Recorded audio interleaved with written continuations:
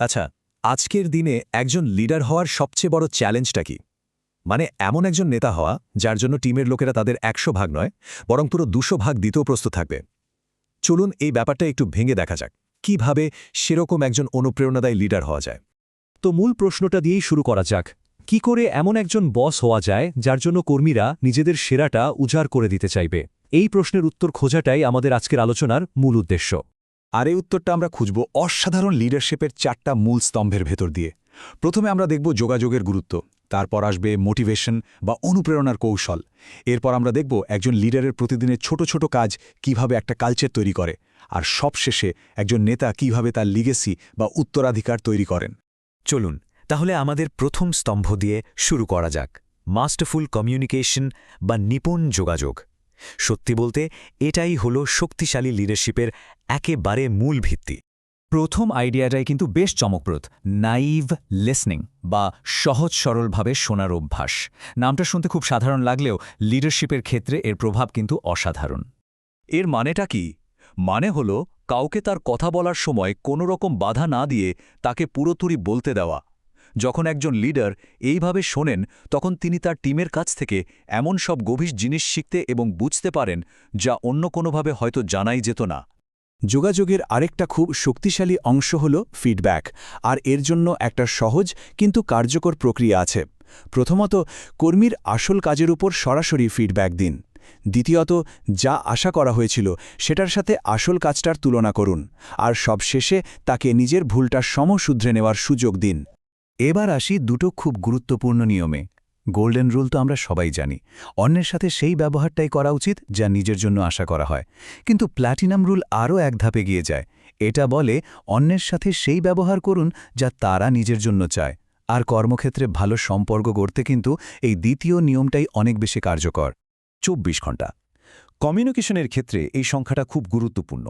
যে কোনো অনুরোধ বা প্রশ্নের উত্তর ২৪ ঘন্টার মধ্যে দেওয়ার একটা নিয়ম তৈরি করুন। এটা আসলে প্রমাণ করে যে আপনি আপনার টিমের সদস্যদের এবং তাদের চিন্তাভাবনাকে কতটা মূল্য দেন। আচ্ছা, কমিউনিকেশন তো গেল, এবার আমরা দ্বিতীয় স্তম্ভে ঢুকছি, যেটা হলো মোটিভেশন বা অনুপ্রেরণা। এটাই হলো একটা টিমের আসল ইঞ্জিন, যা প্রোডাক্টিভিটিকে সামনের দিকে এগিয়ে নিয়ে যায়। এখানে মূল কথাটা হলো ফলাফলের ওপর ফোকাস করা। কে কতক্ষণ কাজ করল বা কার ব্যক্তিত্ব কেমন সেটার ওপর নয়, দিনের শেষে কাজটা ঠিকমতো হয়েছে কিনা সেটাই আসল কথা। একজন ভালো লিডার সবসময় কিন্তু ফলাফলের দিকেই নজর রাখেন। কর্মীদের সত্যি সত্যি ক্ষমতা দিতে চাইলে কয়েকটা জিনিস মাথায় রাখা যেতে পারে। যেমন, তাদের শুধু ছোট ছোট কাজ না দিয়ে পুরো একটা প্রজেক্টের দায়িত্ব দিন। আদেশ করার বদলে অনুরোধ করুন। তাদের নিজেদের ভাবতে দিন আর নতুন আইডিয়া নিয়ে আসার সুযোগ তৈরি করে দিন। এটা ভীষণ শক্তিশালী একটা ব্যাপার।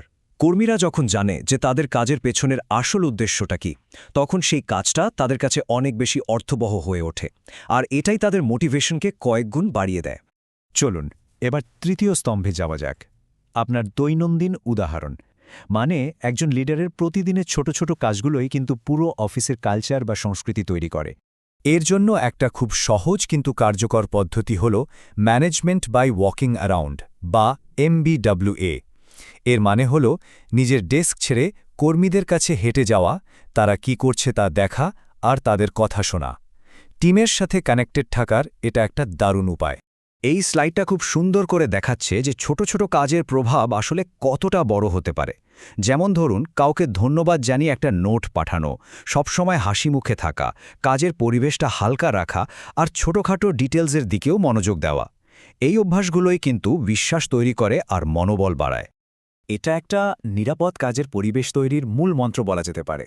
মানে কে দোষী সেটা খোঁজার বদলে সবসময় সমস্যাটা কিভাবে সমাধান করা যায় সেদিকে ফোকাস করা। এতে কর্মীরা ভয় না পেয়ে সমস্যার কথা বলতে এগিয়ে আসে। এখন আমরা আলোচনার একদম শেষ পর্যায়ে চলে এসেছি, একজন লিডারের লিগ্যাসি। মানে কোন গুণগুলো একজন লিডারকে সবার কাছে স্মরণীয় করে রাখে।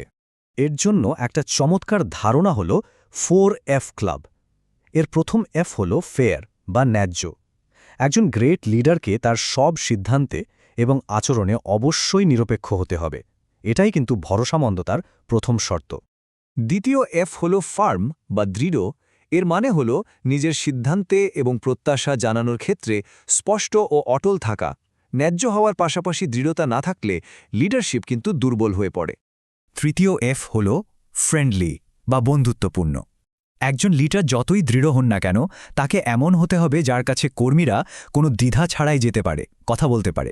এই বন্ধুত্বপূর্ণ মনোভাবই একটা খোলা পরিবেশ তৈরি করে।